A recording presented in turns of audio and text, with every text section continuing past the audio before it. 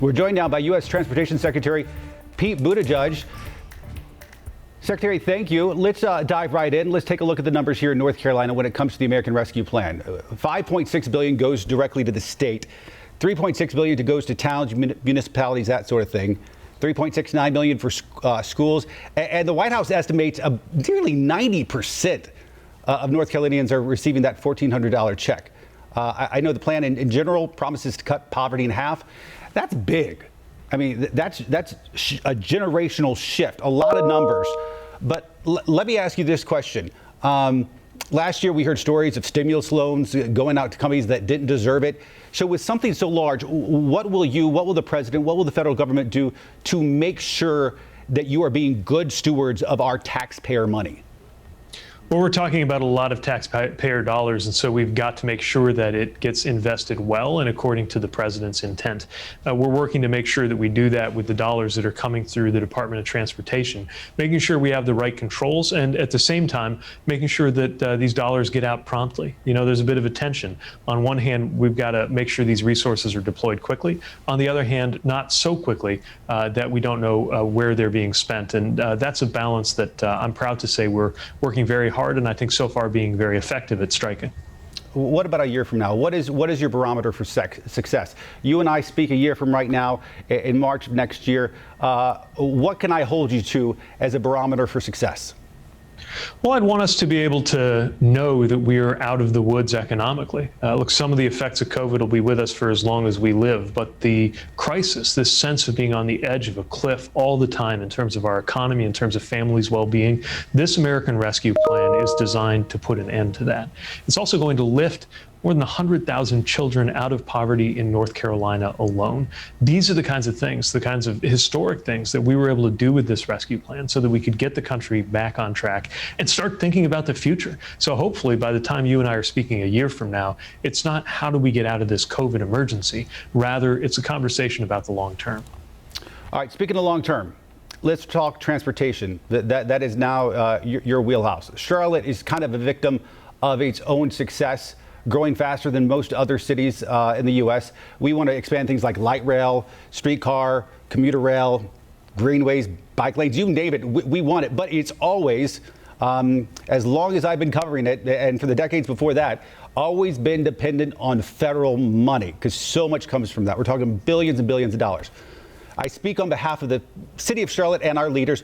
What do you need from us so we can get that money? Well, first of all, Charlotte is recognized for a lot of innovative thinking when it comes to serving residents well.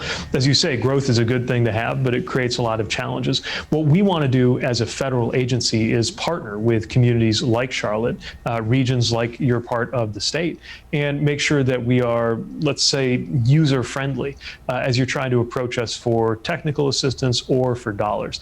We've tried to write that into the criteria as grant programs are going out. For example, we have an infrastructure grant program called Infra, where we talked about the things we expect from economic vitality to paying attention to things like equity and climate, because those really are involved in the consequences of infrastructure decisions.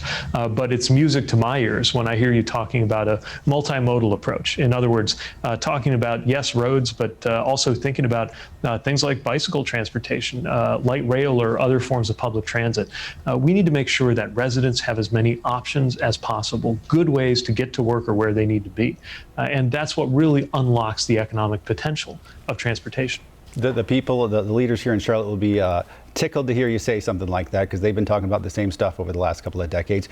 You just mentioned it, but you talk about infrastructure projects, something that often has some bipartisan appeal when you're talking about roads, bridges, water, that sort of thing. But I know the president also includes, and you mentioned it briefly, things like climate change, clean energy, racial justice. That might be a tough sell for some Republicans. Why are things like that also a big part of transportation plans?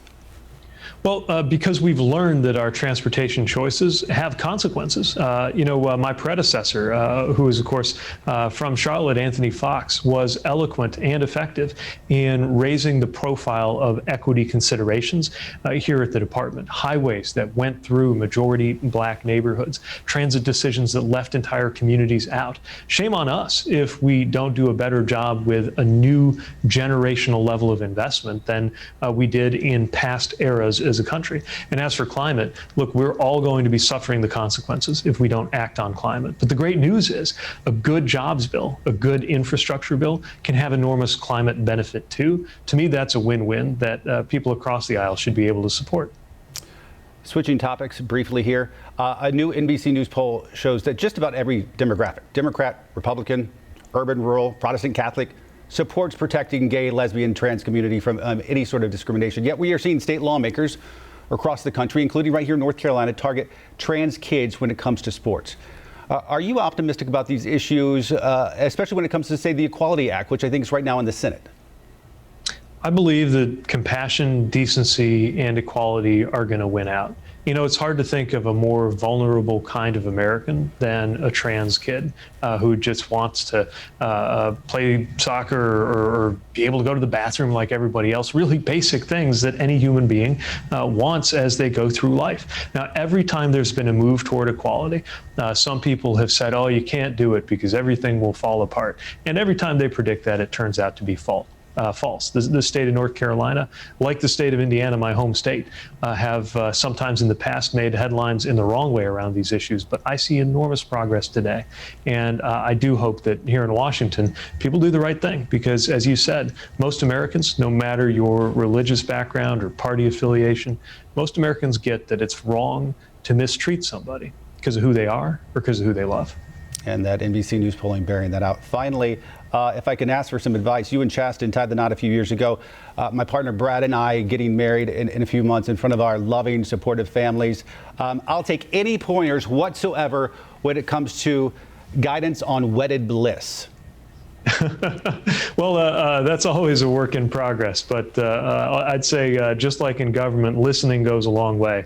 And as for the wedding, as long as your guests aren't too hot or cold and have some food and know what's expected of them, then I think you can count on a great time. Congratulations to you. Thank you. I appreciate that. All right. Temperature control and listening, the big things. I'll take that to heart. All right. U.S. Transportation Secretary Pete Buttigieg. Secretary, thank you as always. Come back. Thank you. Take care.